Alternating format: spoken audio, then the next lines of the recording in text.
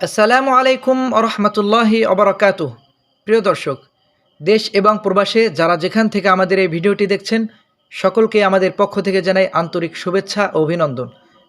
আজকের এই ভিডিওতে আমরা জানানোর চেষ্টা করব বাংলাদেশের কওমি মাদ্রাসার সর্বোচ্চ শিক্ষা বোর্ড ওয়েফাকুল মাদারিস আল আরাবিয়াহ বাংলাদেশের 1447 হিজরি মোতাবেক 2026 শিক্ষাবর্ষে প্রতিটি মারহালা তথা শিক্ষা স্তরে কোন কোন মাদ্রাসার ছাত্ররা প্রথম স্থান অর্জন করেছেন।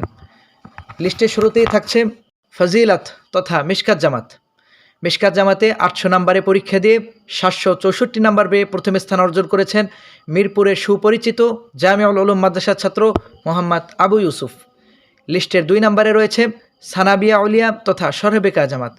এই জামাতে মোট 700 নম্বরের মধ্যে 674 নম্বর পেয়ে প্রথম স্থান অর্জন করেছেন মিরপুরের আরেকটি সুপরিচিত দ্বীনি শিক্ষা প্রতিষ্ঠান মারকাজু ফাইজিল কোরআন আল ইসলামীর ছাত্র মোহাম্মদ লাবিব মাসরুর।